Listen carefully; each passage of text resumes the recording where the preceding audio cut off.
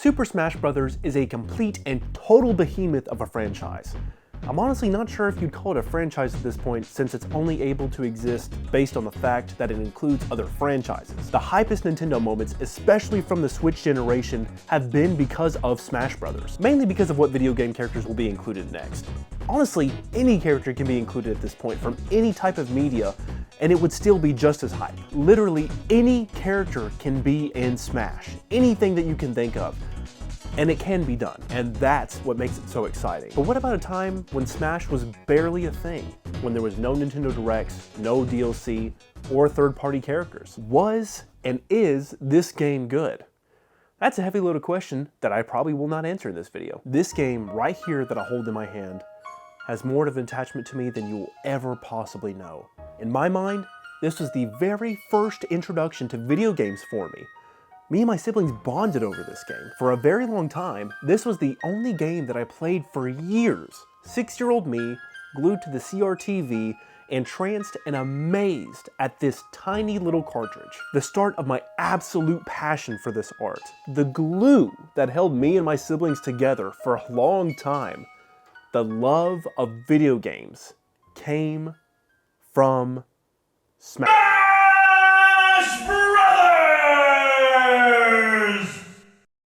This was the very first video game I ever remember playing, ever. It is my earliest memory of playing a video game. I played this game before I played Super Mario 64, Majora's Mask, Donkey Kong, and even Glover. I swear to God, our household had at least 3 copies of Glover. I felt like a new copy just showed up every few months. But back to Smash 64. It was the introduction to video games in general for me. A lot of people, especially nowadays, sees this game as outdated, janky, and unneeded. And I mean, it's kind of hard to argue, especially since Smash Ultimate is literally my childhood dream game, and Smash 64 feels like a dinosaur in comparison.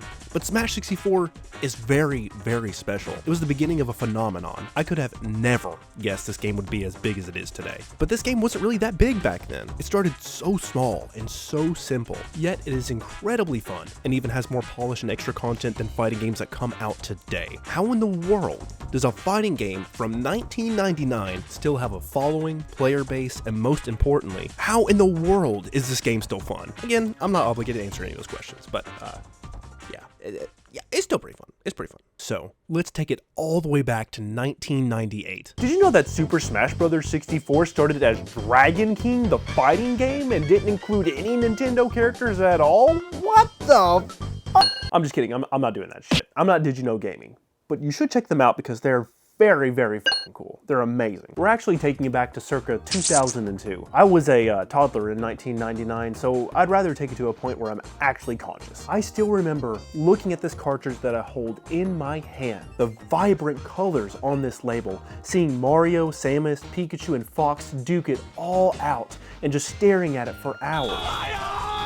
And then I decided to fucking ruin it by putting a Spider-Man 2 sticker on this Nintendo 64 cartridge to pretend that it was a Spider-Man 2 Nintendo 64 game. I'm telling you, I'd kill him. I'd fucking kill him. Oh,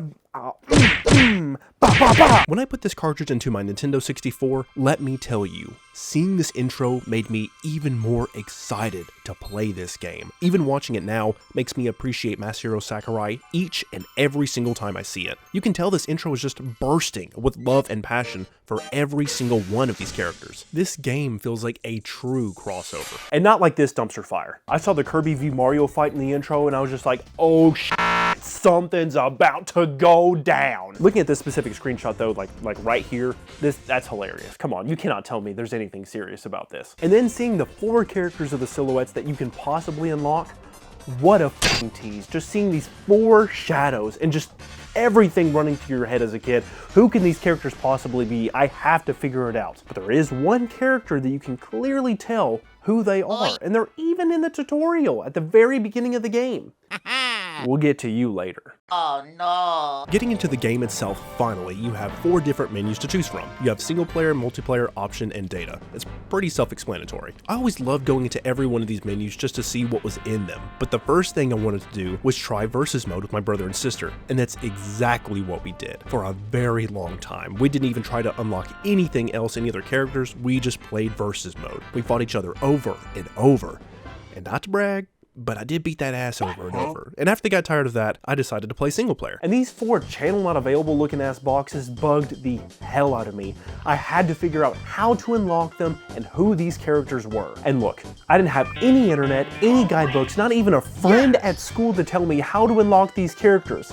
So I did what any curious kid did. I explored every inch of content in this game.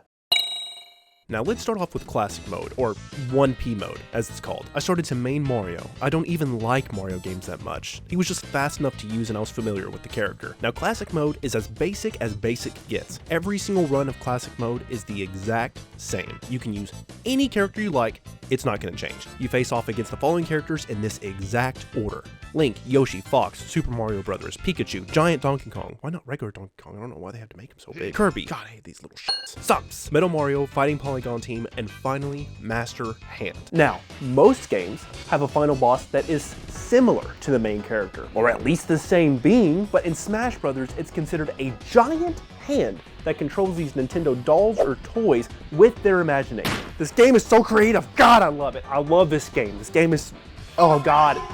And we are moving on. There are 5 different difficulties to choose from. Very easy, easy, which feels normal, normal, which feels hard, hard, which feels very hard, and then very hard, which is basically Cruel Smash. So I started off with easy mode. I'm not no back bitch. I'm not doing very easy. Now classic mode is the best way to unlock the 3 out of the 4 characters. And after 20 years, I am just now reading how to officially unlock these characters. When I was a kid, I would just do random modes and matches to try unlocking these characters. Turns out you unlock Captain Falcon by completing classic mode in under 20 minutes or less. Not to brag again, but I did that every time. To unlock Jigglypuff, just beat classic mode.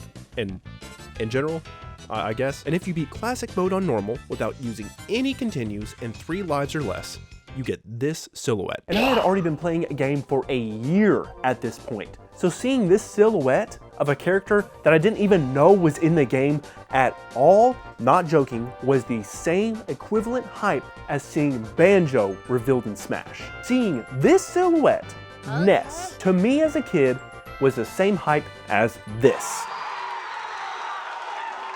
I'm not exaggerating at all when I say that. Who the hell is this character? I have never seen this kid before. His side smash is the home run bat? God tier. God tier, meaning right now. This game introduced me to so many Nintendo games I've never even heard of. It's not even funny. And then, the biggest tease of all for me, the fucking green hat son of a bitch, the CPU that I fought every time I played classic mode, that big green tease. I would even play as Kirby in classic mode to just suck him in to use one of his special moves. One. I would stare at Kirby wearing his green hat and think, yep, this is the only way I'm gonna be Luigi in this game. I could not figure out how to unlock him. I tried everything I could think of as a kid. Well, everything that made sense at least. I would play as Mario in very easy, normal, hard, and very hard. Do you know how hard is very hard? Very hard. I tried everything and nothing worked. I thought this character, Luigi, the clone of Mario in Smash Brothers, the one that has the exact same moveset of Mario, just a little bit slower and more floaty, was the rarest character to unlock in the game. God, please give me a sign. What do I do to unlock this character? Please, just give me anything. Oh. That's it? You just have to beat Target Smash with all 8 original characters, not even the unlockable ones. That's it. Over a year of my life spent playing this game, trying different things, trying random modes, different characters. Somehow, I never completed Target Smash with the 8 original characters. How am I even adult at this point? That doesn't make any sense. Target Smash was so fun. It was a way of teaching you how to utilize the characters' abilities and, in a way, test their limits. It also taught you how to think outside the box with these characters and their abilities. God, how do you even get this? Link can't even jump that high. Oh. Yeah, I knew that. And finally, the last single player mode. This minigame was always so satisfying to me. The way they designed this game to when the character lands on the platform just feels good. By completing every target smash and board the platform with every single character, you unlock the sound test, which should be a setting in every single game in my opinion. Listening to all the music, audio tracks, and characters' voice lines in a game is such an incredible and awesome feature to me. Well, that's all the unlockable characters and a pretty dope feature. Now to move on to the rest of the game. the hell do I do now? Now this is the heart of Smash Brothers. Playing on the couch next to a friend getting your ass kicked, or kicking the ass, will never not be a core memory to a kid. Since this was the very first Smash Bros, there isn't really a lot to offer here. There's 8 stages to play on originally, and 1 unlockable stage, which can be unlocked by completing Classic Mode with all 8 starting characters and playing on every multiplayer stage at least once. You've got 10 characters to choose from, unless you didn't unlock them, so you've got 8. And I hope you like items, because to turn them off, you have to unlock the item switch. So for the first 100 multiplayer matches, you'll be playing like a true casual. So you may be thinking, is this fun? How can this be fun? There barely isn't anything here. Shut the fuck up. This game is so damn fun, and I don't have to answer those questions. The fighting mechanics feel so smooth and so fluid. Restating my point from earlier, even better than some of the fighting games that come out today. And sure, the look didn't age well at all, but the multiplayer did. Now, I'll admit, going from Smash Ultimate to Smash 64 was challenging, to say the least. Even though they are both Smash games at their core, the way they feel while controlling these characters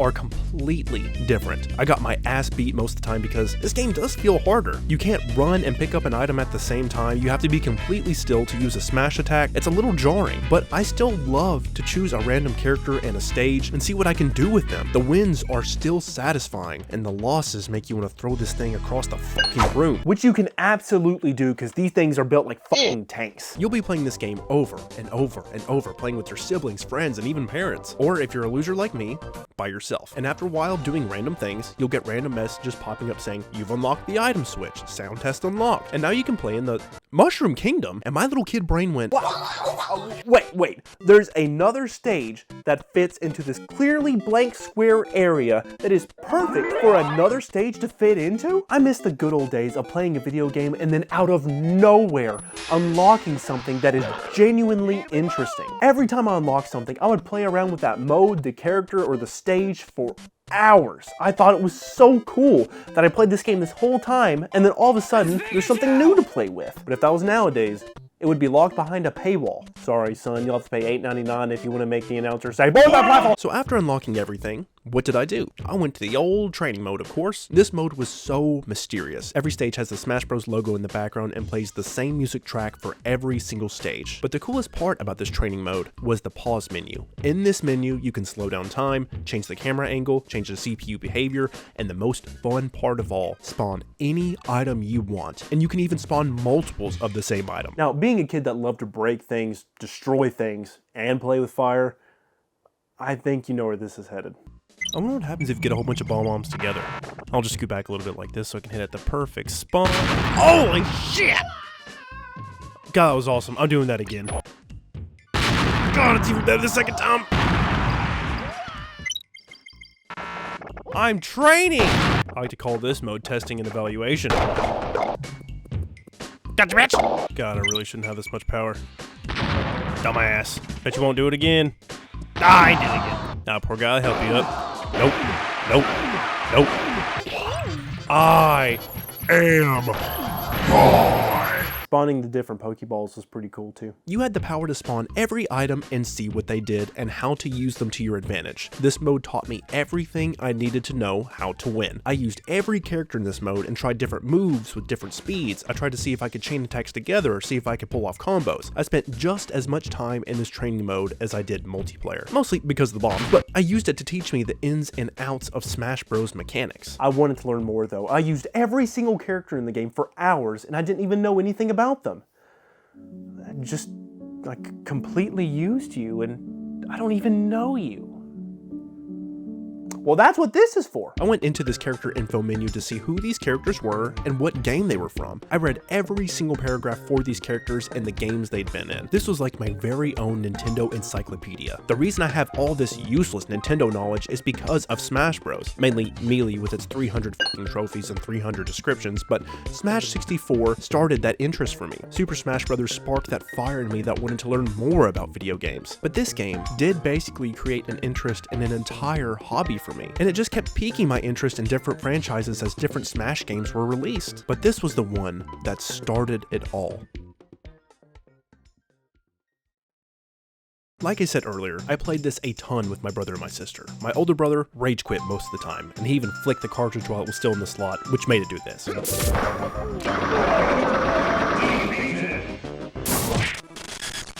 But my sister, she never gave up, and she kept trying. We played match after match after match, and after a few years, she even started to beat me. She got really good, enough to make me sweat, and to tell you the truth, I'm not even good at Smash Bros. And that's what I love about this game. A toddler can pick up this game and start playing it. You don't have to be good, but you get the basic idea. You start off with the simplest of beginner's basics, and then you can evolve. You can learn certain mechanics and fighting styles. You experiment with different characters. You figure out what you do better with. You'll start to learn that you're way better with Captain Falcon than you are Donkey Kong because he's faster. Hey, Captain Falcon's also in F-Zero. I'll try that game. Oh, this game is really fast-paced and fun like the character. I'll try other racing games. And this can apply to every single character in the game. It can get someone interested in 2D platformers, RPGs, collectathons, fighting games, you name it. It literally opens up a world of different art for someone to explore, and that's amazing to me. And I know you can do this with basically any game, but the way they put care and effort into every character, stage, music track, item just really makes you want more of that character or thing that sparks your interest. And this man somehow is able to make a game so simplistic and so incredibly complicated at the same time. And do you want to know the mind-blowing part? He meant to do that. That was 100% his intention, to allow incredibly advanced and completely brand new players to have fun in the same game. And that's incredible to me. This game can be for anybody, and it can introduce decades of games that have been created in just a few minutes. Super Smash Bros. From the Nintendo 64 was the very first video game I ever played, and I cannot imagine my life without it being so. What a masterpiece this game is. It is literally the beginning of a legend. And what I've been trying to say this whole time, basically, the whole point to this video is that Super Smash Bros. For the Nintendo 64 is incredible!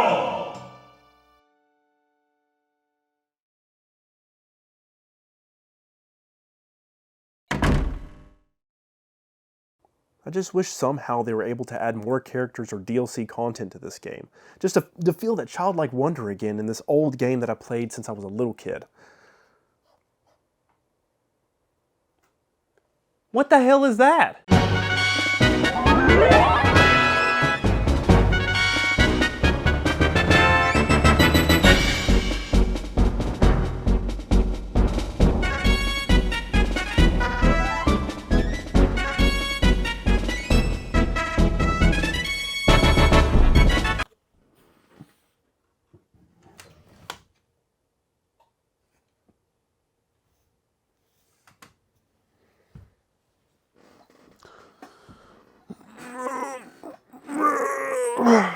Having a good night, man.